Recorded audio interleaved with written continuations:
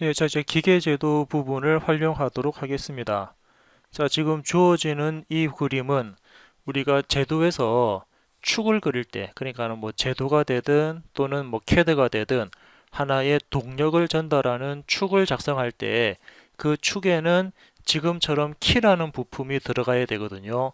이 키라는 부품은 그 축이 회전할 때 그 축을 감싸는 뭐 하우징, 그러니까는 뭐 벨트 풀리든 또는 스포기어든 축이 회전될 때 그러한 다른 부품과 같이 회전을 하기 위해서 사용하는 그 부품을 우리는 키라는 부품을 쓰는데 그 키와 관련되는 그 형상에 대한 도면을 또는 제도를 어떻게 표현하는지에 대한 내용이 나와 있습니다. 그래서 아래쪽에 있는 글자를 읽어보면 축의 끝부분에 있는 키홈의 치수는 다음과 같은 키홈의 나비, 깊이, 길이, 그리고 끝부분 및 위치와 관련되는 치수를 입력한다라고 나와 있습니다. 그래서 키가 자, 키라는 부품은 이 홈 안에 들어가서 조금 전에 말씀드렸던 다른 하우징 부품하고 같이 회전을 하기 위한 회전력을 전달할 수 있는 부품인데 키에 대한 치수를 입력할 때는 지금처럼 A-A 그러니까는 정면에서 봤을 때 A-A 부분을 지금처럼 절단을 했고요. 절단한 부분을 오른쪽에 우측면도로 절단뷰, 즉 단면도로 표시를 해서 이 키에 대한 깊이, 자 키에 대한 깊이 치수를 입력을 했습니다. 그리고 키에 대한 깊이 치수와 그리고 그 키에 대한 폭, 자 뒤에 나오는 N9 같은 경우는 키홈을 조립하기 위한 조립 공차라고 이렇게 보시면 되고요. 그래서 키에 대한 깊이와 키에 대한 폭, 그리고 잠깐 포인트를 좀 켜서 같이 좀 보면은 이런 식으로죠.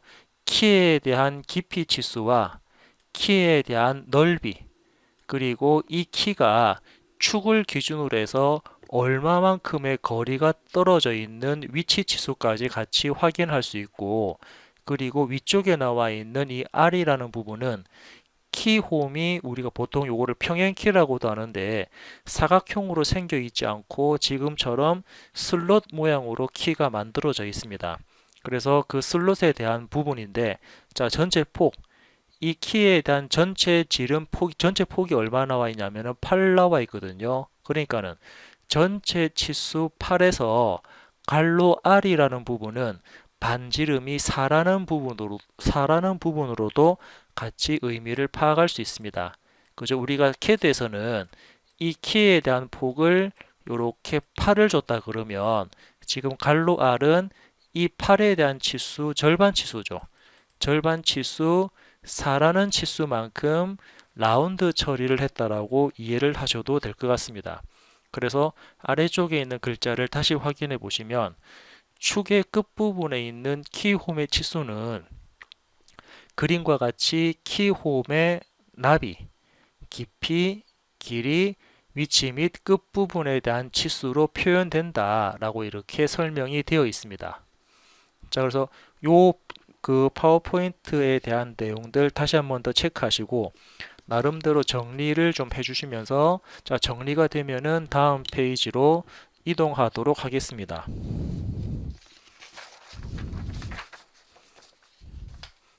예, 자, 정리가 다 됐으면은 다음 페이지로 넘어갑니다. 자, 그래서 이번에는 또 키에 대한 치수 방법 두 번째 부분인데 앞쪽에서 작업했던 부분하고 거의 유사한 부분이거든요.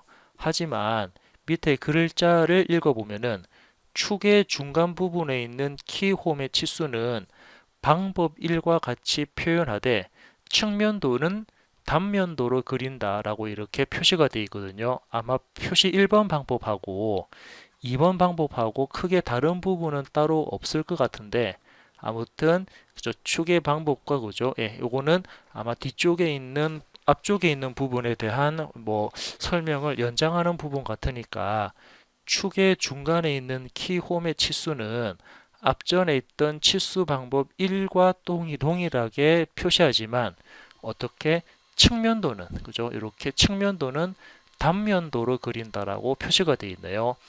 보통 우리 뭐 측면도를 지금처럼 단면도로 표시를 하는 부분이 있는데 아마 대략적으로 많이 좀 이 부분은 표현을 하지 않는 경우가 상당히 많은 것 같습니다. 아무튼 이렇게 단면도, 그죠? 그 첫 번째 방법 1 같은 경우는 치수를 어떻게 입력한다라는 부분하고, 방법 2에서는 측면도에서는 측면도를 어떻게 절단선을 이용해서 단면 표시를 했다라고 그렇게 이해를 하시면 될 것 같습니다. 자, 다음 페이지 이동하도록 할게요. 자, 다음은 축에 대해서 키홈을 설정하는 방법인데, 자, 아래쪽에 보니까는 그죠? 밀링 커터 등에 의한 축의 끝부분에 키홈을 절삭하는 경우에는 표시 방법에 따라서 우리가 커터의 직경을 가는 이점 세선으로도 이렇게 표시를 할 수가 있습니다. 즉, 이 부분은 밀링 커터에 의해서 가공을 했다라고 하게 되면은 어떻게 도면상에는 그 도면을 작성할 때 사용했던 환경, 그리고 이 도면을 작업할 때 필요로 하는 가공 방법 또는 뭐 생산 방법이라든지 각종 정보가 도면상에는 표시가 되어야 됩니다. 그래서 이 부분 같은 경우는 나중에 우리가 키에 대한 홈을 작업할 때, 자, 설계자는 작업자한테 밀링 커터로 가공하세요라고 이렇게 도면에 대한 정보를 표시를 했는데, 그 표시 방법에 대해서는 지금처럼 그 가는 이점 세선을 이용을 하고 그 부분에 대한 치수까지 입력을 해서 그 가공에 대한 내용들까지 도면에 같이 포함됐다라고 이해를 하시면 될 것 같습니다. 자, 이 부분도 한번 간략하게 정리를 좀 해주시고요. 네, 자, 정리가 다 됐으면은 다음 페이지로 이동하도록 하겠습니다. 자, 이번에는 축의 키홈을 표시하는 방법 중에 네 번째인데, 자, 아래쪽에 있는 글자도 동일하게 읽어 보겠습니다. 밀링 커터 등에 의해서 축의 중간 부분에 키홈을 절삭하는 경우에 표시하는 방법인데, 자, 방법 3번 앞쪽에서 사용한 방법하고 동일하게 커터의 직경을 가는 이점 세선으로 이렇게 표시를 했다라고 나오거든요. 아마 그래서 방법 3번하고 방법 4번에 대해서는 뭐 균일하게 작업이 이루어지는데, 아무튼 방법 3번과 같은 내용과 방법 4번과 같은 방법으로 우리는 제도에서 도면을 작성할 수 있다라는 내용을 파악할 수가 있습니다. 자, 이 내용도 다시 한번 체크를 좀 해주시면 될 것 같거든요.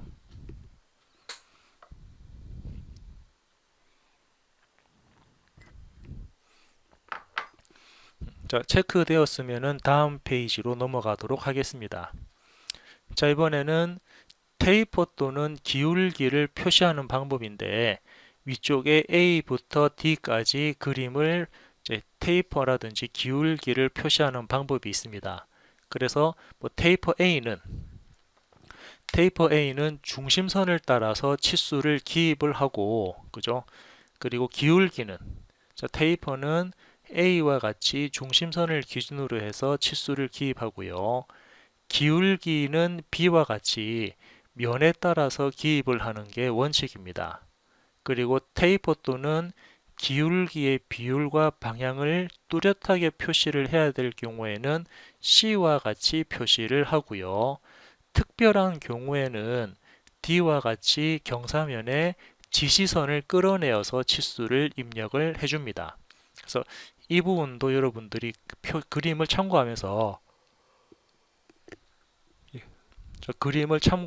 한번 체크를 해주시고 나름대로 정리를 하시면 될 것 같거든요. 자, 그래서 테이퍼는 A와 같은 중심선을 따라서, 기울기는 B와 같이 면을 따라서, 그리고 테이퍼와 기울기의 비율과 방향이 뚜렷하게 표시가 될 경우에는 C와 같이, 그리고 특별한 경우에는 경사면에 지시선을 끌어낼 수 있는 D와 같이 표시를 한다라고 볼 수가 있습니다. 이제 이런 부분들은 우리가 CAD라든지 도면에서, 그죠? CAD라든지 도면에서 어떻게 기입을 하냐에 따라 가지고 제3자가 봤을 때 그 도면을 쉽게 이해를 할 수가 있거든요. 즉 도면은 어떻습니까? 도면은 본인만 알아볼 수 있는 도면을 작업하는 게 아니고 다른 사람들이 봤을 때 쉽게 이해할 수 있는 도면으로 작업을 해줘야 됩니다. 그러면 다른 사람이 쉽게 이해를 할 수 있다라는 그 기준은 뭐냐면은 바로 KS 규격이라든지 지금처럼 제도 이론이거든요. 이론을 바탕으로 해서 모든 분들이 다 알 수 있는 기본적이고 기초적인 지식인 이론인 제도라는 부분을 기반으로 해서 도면을 작성해야지 거기서 나오는 규칙이라든지 또는 뭐 내용이라든지 서로 간에 약속된 부분으로 해서 도면 작업을 해야 제3자가 이렇게 도면을 쉽게 이해를 할 수가 있습니다.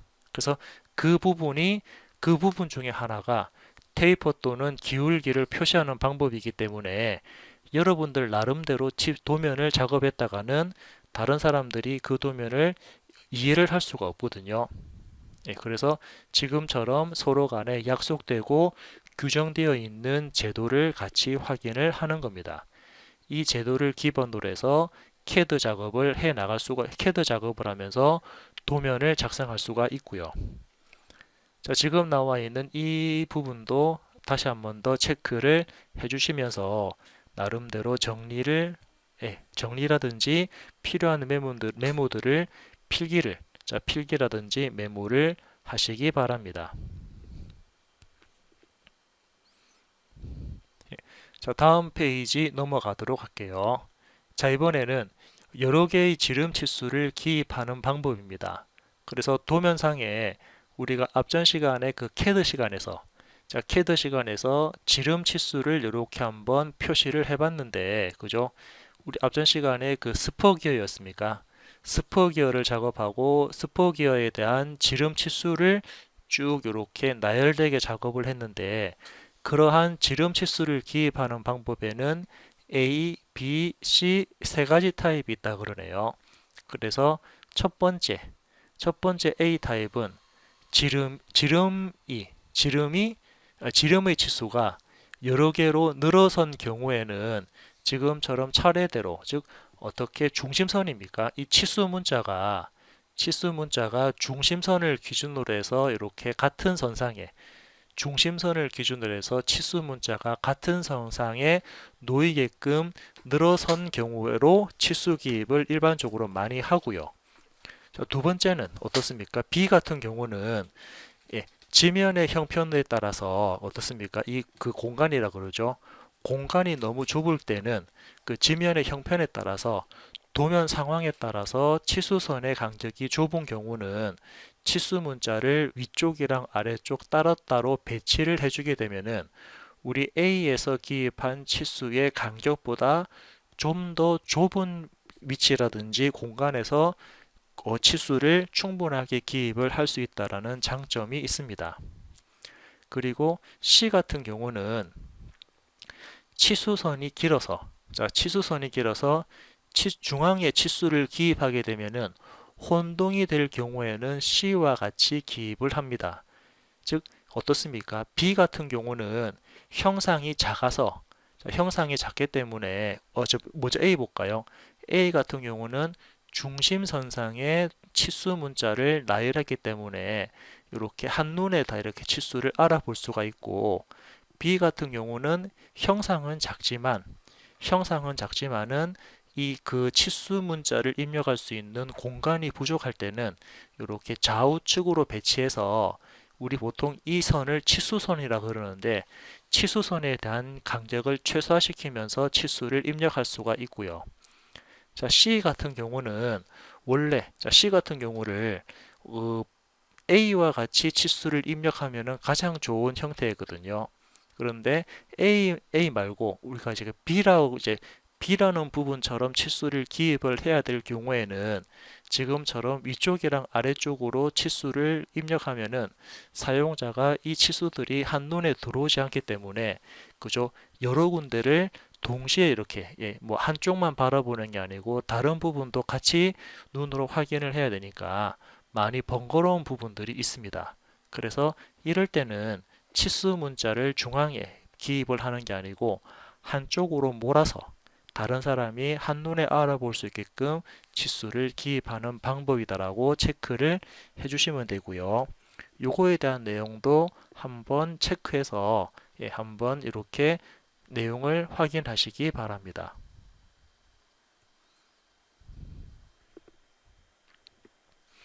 자, 그러면 확인하셨다 그러면은 다음 페이지로 이동하도록 하겠습니다.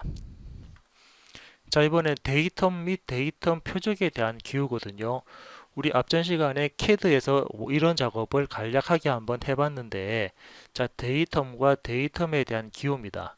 그래서 이 표를 보게 되면은, 자, 데이텀을 지시하는 기호는 사각형 문자 안쪽에 사각형 문자가 있고 그 바깥쪽에 테두리로 표시를 한 부분이 데이텀을 지시하는 기준 기호, 즉 기준면에 대한 기준 기호라고 보시면 되고요. 그리고 삼각형 기호는 삼각형을 그려가지고 안쪽에 그죠, 두 번째입니다. 두 번째 기호 삼각형을 그려가지고 삼각형에 대한 안쪽에 색을 입혀도 되고 색을 빼도 되는데 요거는 어떤 부분이냐면 이 문자가 가리키는 면을 나타낸다라고 보시면 될 것 같고요. 자, 세 번째 부분은 데이텀 표적에 대한 기입을 이렇게 테두리 형태로 자, 테두리 형태로도 이렇게 표시를 했고요. 네 번째는 데이텀에 대한 표적 기호를 점이나 선이나 또는 영역으로 이렇게 표시를 한다라고 볼 수가 있습니다. 그래서 동그라미에 나와 있는 부분인데 동그라미 안쪽에 파이 2라고 적혀 있는 부분은 표적에 대한 크기, 그리고 A는 데이텀에 대한 문자 기호고 1이라는 숫자는 데이텀에 대한 표적 번호다라고 이렇게 나와 있거든요. 그래서 데이텀은 문자 기호 또는 삼각형 기호에 의해서 표시가 되고요. 데이텀 표적은 데이텀을 설정하기 위해서 가공, 측정 및 검사용에 대한 장치로서 기구 등에 대한 접촉시키는 대상물의 위에 점 또는 선 또는 한정된 영역을 말한다라고 나와 있습니다. 자, 다시 한번 더 보시면은 데이텀은 문자 기호 또는 삼각 기호에 의해서 표시가 되고요.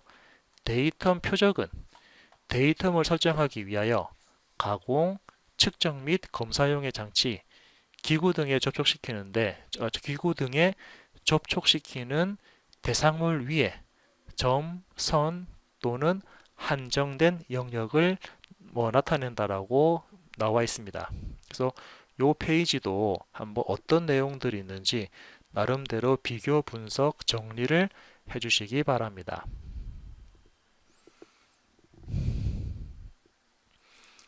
자, 정리가 되어 있으면 다음 페이지로 이동할게요. 자, 이번에는 데이텀에 대한 표적 도시로 나와 있는데 요거는 아래쪽에 있는 글자를 한번 쭉 이렇게 읽어보고 넘어가도록 하겠습니다. 자, A번 같은 경우는 데이텀 표적이 점인 경우에는 굵은 실선으로 표시를 하고요. B 같은 경우는 데이텀의 표적이 선인 경우에는 자, X 두 개의 X를 표시하고 그 X 부분에 대해서 가는 실선으로 표시를 합니다. 자, 10번 같은 경우는 자, 영역의 데이텀 표적으로 원 또는 사각형 영역을 가는 이점 세선으로 둘러싸고 해칭을 한다라고 되어 있거든요. 그래서 데이텀 표적의 도시 방법을 한 번 더 확인을 해 주시고요. 자, A번 같은 경우는 데이텀 표적이 점인 경우에 굵은 실선으로 표시하고 데이텀의 표적이 선인 경우에는 두 개의 X를 가는 실선으로 표시하고 그리고 C번 같은 경우는 자, C하고 D 부분이죠. C는 영역의 데이텀 표적 방법이고 D는 측면의 가장자리에 도시한 선의 데이텀 표적입니다. 선의 데이텀 표적 방법이니까 그거는 데이텀의 표적으로 원 또는 직사각형의 영역을 가는 이점 세선으로 둘러싸서 해칭을 한다라고 이렇게 기본적인 제도 이론에 나와 있습니다. 아무튼 이렇게 해서 첫 번째 부분들 한번 체크를 했고요. 잠시 쉬었다가 두 번째 부분도 같이 말씀을 드리도록 하겠습니다.